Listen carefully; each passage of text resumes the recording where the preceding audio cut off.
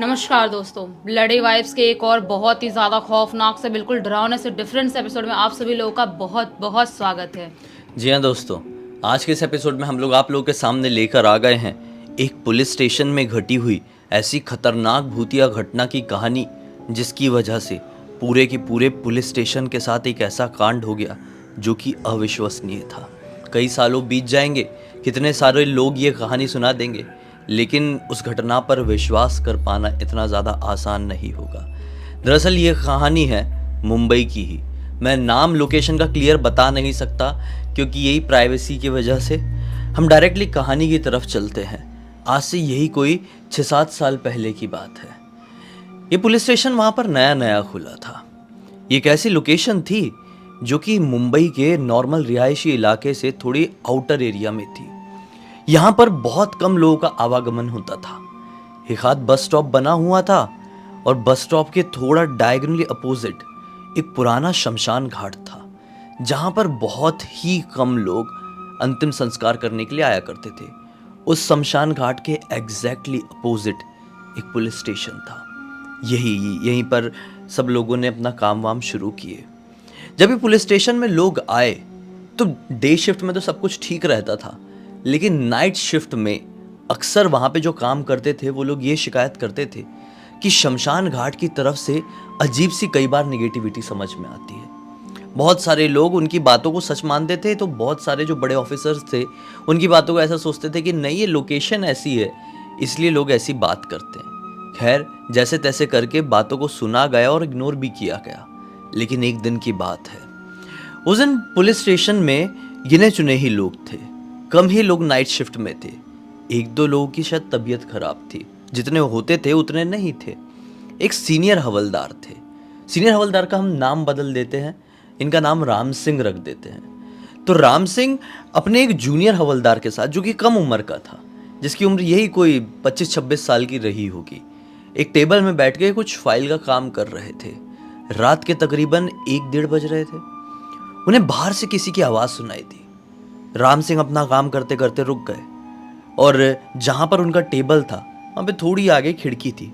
खिड़की के जरिए बाहर देखने की कोशिश करने लगे। जूनियर हवलदार बोलता है कि क्या हो गया सर, क्या देख रहे हैं? राम सिंह बोलते हैं कि तुझे वो बाहर से आवाज़ नहीं आई? जूनियर हवलदार अशोक नाम रख देते हैं, कहता है कि नहीं सर, ऐसी तो बाहर से कुछ आवाज़ नहीं आई। सर को भी लगता है कि वहम होगा और वो फिर से अपना काम करने लगते हैं। वापस से कोई आवाज़ आती है। ये बोलते हैं अरे कोई लड़ रहा है, जाके 1 सेकंड बाहर से देख क्या, मुझे आवाज़ आ रही है। अशोक भी उठा और बाहर की तरफ बढ़ गया। दरवाजे से बाहर निकला और देखने लगा कि सचमुच में कोई लड़ तो नहीं रहा है, लेकिन कोई भी नहीं था। वापस आया और कहता है कि नहीं सर, कोई लड़ नहीं रहा है, बाहर से किसी की आवाज़ नहीं आ रही है। राम सिंह कहते हैं कि जब तू बाहर निकला तो आवाज़ थोड़ी और बढ़ गई थी। शमशान घाट की तरफ से आवाज़ आ रही है, थोड़ा निकल के देख तो सही। फिर से अशोक को लगता है हाँ हो सकता है सर, इतनी बार बोल रहे तो आवाज़ आ रही होगी। फिर वो बाहर निकला इस बार पूरा पुलिस स्टेशन से और इधर उधर देखा भी, आवाज़ भी लगाया कौन है, लेकिन रिस्पॉन्स में कोई नहीं। रास्ता एकदम सुनसान था। बस स्टॉप में भी कोई नहीं रुका हुआ था क्योंकि इतने बजे के आसपास कोई भी बस अभी चलती नहीं थी।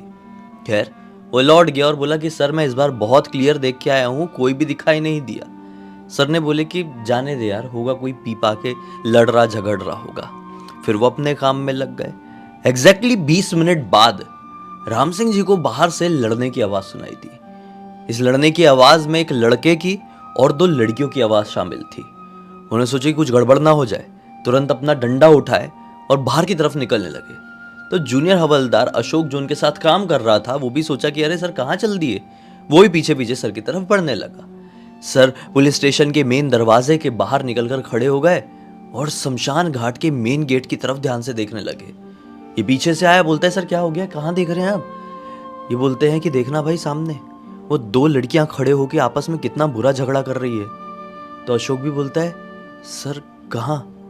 सर बोलते हैं अरे मजाक क्यों कर रहा है, देखना गेट के सामने 2 औरतें खड़ी हुई है, लड़ाई कर रही हैं। अशोक क्लियर देख पा रहा था। अशोक को कोई ऐसा चश्मा वश्मा नहीं था, लेकिन अशोक को कोई दिखाई नहीं देता है। बोलता है सर आप मजाक कर रहे हैं ना ही मुझे किसी की आवाज़ आ रही है इतनी देर से और ना ही मुझे कोई दिखाई दे रहा है, आप कैसे देख सकते हो? सर ने जैसे कि अशोक की ये बातों को इग्नोर किया और बोले कि अरे अरे वो देख, वो एक औरत दूसरी औरत के बाल खींचते हुए शमशान घाट के अंदर लेके जा रही है।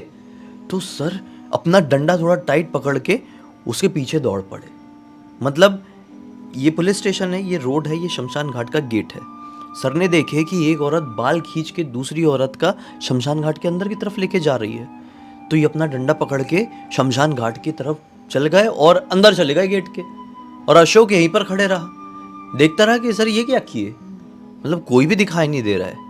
इसको तुरंत दिमाग में आया कि हो सकता है सर मेरे साथ मजाक कर रहे हैं, मेरा कुछ टेस्ट ले रहे हैं, मैं यहीं पर खड़े रहता हूँ। अब भाई टेस्ट में ये भी हो सकता है कि यहाँ पर कोई जुर्म हुआ हो तो मैं जुर्म छोड़कर कहीं और ना भाग जाऊँ, सर शायद देखना चाहते रहे होंगे, तो मैं यहीं पर रुकता हूँ, सर को आने देता हूँ। वो खड़ा रहा। 5 मिनट बीत गए, 7 मिनट बीत गए, लेकिन शमशान घाट के गेट के अंदर से सर बाहर नहीं निकले।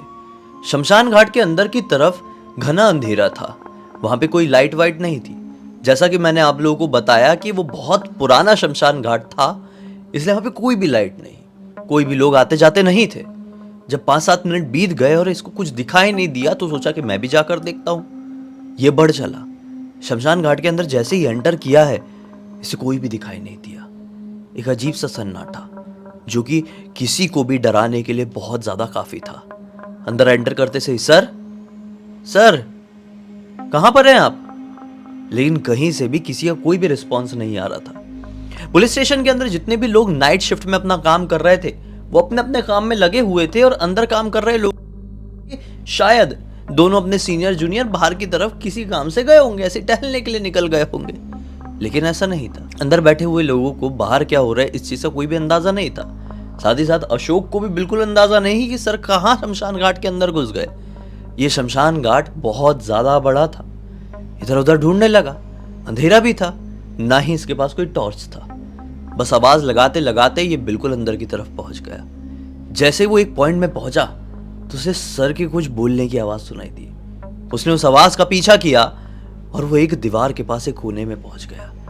उसने पीछे खड़े खड़े देखा कि उसके सर दीवार की तरफ मुंह करके हवा में ही किसी को समझाने की कोशिश कर रहे हैं। कह रहे हैं कि अरे अरे ये सब मत बोलो, चुप हो जाओ, ये सारी चीजों से झगड़ा और बढ़ेगा, शांत हो जाओ, मैं कह रहा हूं ना, अभी रुको रुको, कहां जा रहे हो, भागो मत, रुको मैं भी आ रहा हूं। ऐसा बोलते हुए सर ने अपने कदमों की रफ्तार बढ़ाई और थोड़ा आगे दौड़े, और कि अचानक से उनका शरीर वहीं पर जम गया और हाथ यहां पर आ गया। सर की आंखें पूरी तरह से ऊपर चढ़ने लगी।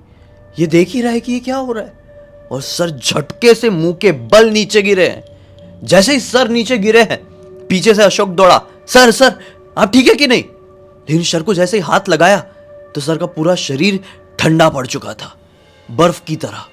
उसने तुरंत ही सर की नब्ज चेक किया, क्योंकि ये समझ गया था कि सर को अटैक आ गया है। नब्ज नहीं चल रही थी।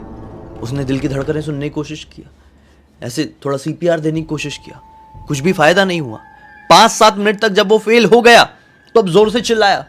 चिल्लाने की वजह से सामने पुलिस स्टेशन में जितने भी लोग अपना काम कर रहे थे उन लोगों को आवाज सुनाई दी। वो समझ गए कि ये अशोक की आवाज है। वो भी उठे, अपना डंडा डंडा उठाए और भागे। जैसे वो लोग यहां पर पहुंचे तो देखे कि ऐसी ऐसी कंडीशन है। कुछ बात नहीं की गई, तुरंत ही एम्बुलेंस को फोन किया गया। एम्बुलेंस आई और राम सिंह जी के शरीर को हॉस्पिटल ले जाया गया।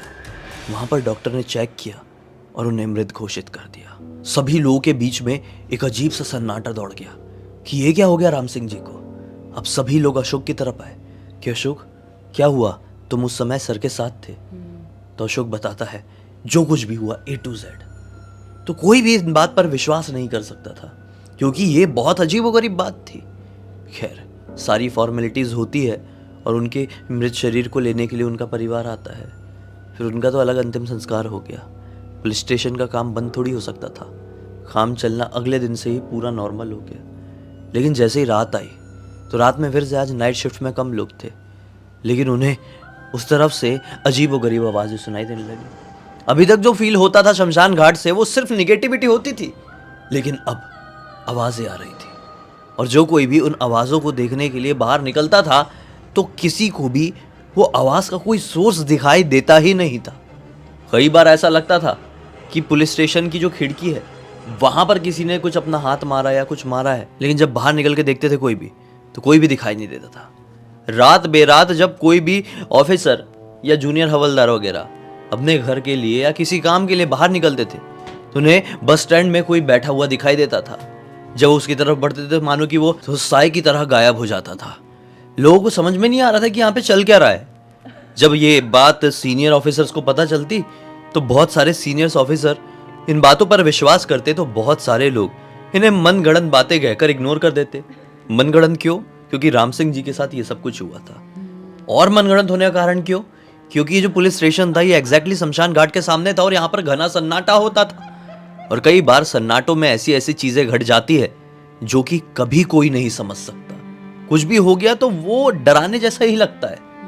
आप जैसे घर पे बैठे हुए हैं और आराम से ये वीडियो देख रहे हैं कान में हेडफोन लगा के, और अपने आप चाहे वो हवा से ही आपके कमरे की कोई भी चीज गिर जाए तो आपको ऐसा लगेगा कहीं कमरे में कुछ आ तो नहीं गया है, लेकिन हो सकता है वो सिर्फ हवा थी।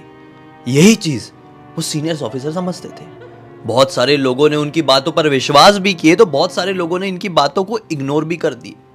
ऐसे करते करते थोड़ा समय बीता, लेकिन जब वहां पर आने से ही बहुत सारे ऑफिसर्स घबराने लगे कि नहीं, हमें अब यहाँ पर ठीक नहीं लगता है, यहाँ का माहौल बदल चुका है। तो उस स्टेशन को प्रॉपरली सरकार से बात करके जो भी उनकी फॉर्मेलिटीज, जो भी प्रोसेस होती है, सब डिस्कस करके बंद करने का फैसला लिया गया। ये सारी बातें जो हुई ज्यादा लोगों को पता नहीं चली, क्योंकि यह बात पता चलती तो ये बात का वो क्या था, बेस क्या था कि भूतिया कांड, वो भूतिया था भी या फिर कुछ और था, किसी को पता नहीं। सच्चाई तो राम सिंह जी के साथ ही चली गई। आज के समय में भी जो वो पुलिस स्टेशन का जो वो बना हुआ है, जो बिल्डिंग कह सकते हैं, वो पूरी सुनसान है, खंडर है, लेकिन वैसी की वैसी ही है। उसके सामने से, यानी कि उस शमशान घाट के सामने से आप गुजरेंगे तो आपको क्लियर महसूस होगा कि अंदर कोई ना कोई तो है, कोई बातें कर रहा है, कोई झगड़ा कर रहा है, कोई दौड़ रहा वौड़ रहा है, कुछ हलचल क्लियर समझ में आएगी। लेकिन जब आप जाने की, देखने की कोशिश करेंगे तो अंदर कुछ भी स्कोप समझ में नहीं आएगा।